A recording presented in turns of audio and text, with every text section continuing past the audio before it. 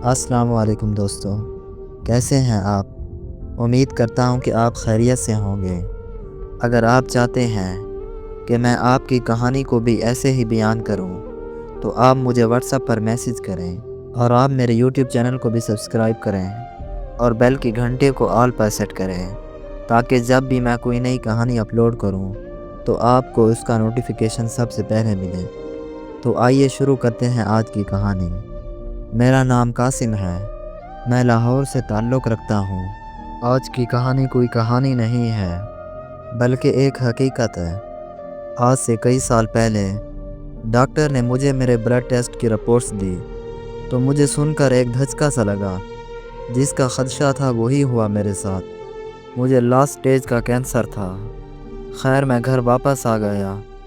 میں یہ سوچ رہا تھا کہ بیوی کو کیسے بتاؤں گا، بچوں کو کیا کہوں گا، انہیں کیا جواب دوں گا۔ گھر پہنچ کر میں نے الماری میں سب رپورٹس چھپا دی۔ میری بیوی مجھ سے پوچھتی رہی۔ میں نے اپنی بیوی کو بتایا کہ سب نارمل ہے۔ یہ سب کہہ کر ٹال دیا۔ رات کھانے کے بعد واک کرنے نکلا اور دل بند سا ہونے لگا۔ کس کا دل کرتا ہوگا یہ چمکتی دمکتی روشنیاں، یہ چہل پہل، یہ ہنسی، یہ سب چھوڑ کر جانے کا۔ پیاری بیوی، پیارے بچے کیسے چھوڑ کر جاؤں گا؟ میں لمبی پتلی اندھیری قبر میں کیسے رہوں گا؟ میں چلتا رہا اور سوچتا رہا، حتیٰ کہ میں قبرستان آ گیا۔ قبروں کے پتلے جیسے مجھے بلانے لگے۔ میں بیچ کے اونچے نیچے راستے پر چلنے لگا۔ قبریں بالکل خاموش تھیں، لیکن ان کے اندر کیا واقعی خاموشی تھی؟ ایسا سناٹا پہلے دیکھا ہوتا تو خوف سے میری جان نکل جاتی، لیکن آج میں بے خوف سا تھا، بلکہ ان چپ چاپ بڑے مکینوں سے مجھے ہمدردی سی ہو رہی تھی۔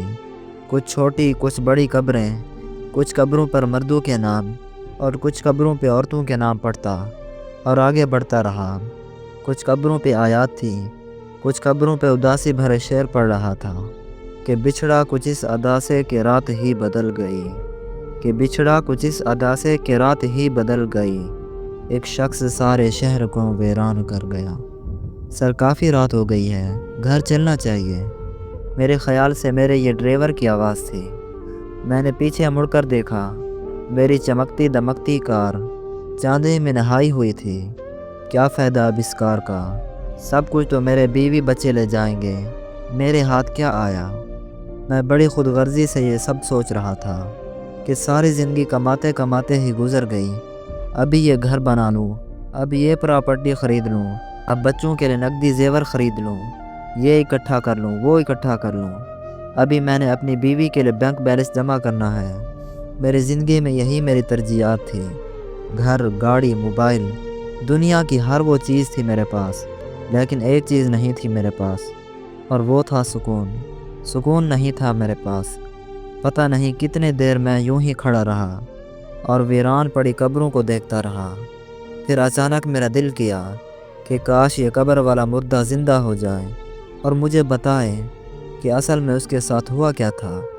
جب وہ قبر میں جا کر لیٹ گیا اور اس کے سارے رشتہ دار تیز تیز قدموں سے واپس چلے گئے تو اس پر آخر کیا بیتی ہوگی؟ لیکن میں یہ سب کسی سے نہیں پوچھ سکتا تھا، کیونکہ یہاں سب کے سب خاموش تھے اپنی اپنی قبروں میں۔ اچانک میری نظر ایک کچی جھوپڑی پر پڑی۔ یہ یقیناً گورگن کا مقصد تھا۔ بابا جی، نہ جانے آپ نے کتنی قبریں کھودی ہوں گی، بس مجھے کوئی اچھی سی نصیحت کر دینا۔ میرے لہجے میں کینسر زدہ انسان کی بے بسی تھی۔ میرا پتر، سچے رب کی سچی اطاعت ہی کام آتی ہے، اور باقی کچھ بھی یہاں کام نہیں آتا۔ بس تو اکیلے میں اس رب کی اطاعت کرنا سیکھ لے۔ جب تو اکیلی قبر میں لیٹے گا تو وہ رب تیرا ساتھی بن جائے گا۔ آج کی یہ کہانی سنانے کا مقصد صرف اتنا تھا کہ آج ہم لوگ اس قدر اس دنیا داری میں مگن ہو چکے ہیں کہ یاد رہے میرے بھائیوں، یہ دنیا کی سب چیزیں عارضی ہیں۔ ہم جن رشتوں کے پیچھے بھاگتے ہیں، جب ہم مر گئے تو ان رشتوں نے ہمارے کوئی کام نہیں آنا۔ آج جس دولت کے پیچھے ہم بھاگ رہے ہیں، ہمارے آخری وقت میں یہ دولت ہمارے کسی کام کی نہیں ہوگی۔ ہم چند پیسوں کی خاطر لوگوں کے دل دکھائے پھرتے ہیں، لوگوں کے حق کھا جاتے ہیں۔ آپ نے کبھی ایک وقت کے لیے سوچا کہ کسی کی چھوٹی سی آہ آپ کی آخرت خراب کر سکتی ہے؟ لیکن ہم انسان ہیں، ہمیں اس سے کوئی فرق نہیں پڑتا۔ لیکن میں آج آپ سب سے یہ کہنا چاہتا ہوں کہ میرے بھائیوں، اس خدا کو اپنا دوست بناؤ، اس کی طرف رجوع کرو، کیونکہ بخشنے والی ذات صرف اس پروردگار کی ہے۔ میری دعا ہے کہ خدا ہم سب کو نیک عمل کرنے کی توفیق عطا فرمائے۔ آمین۔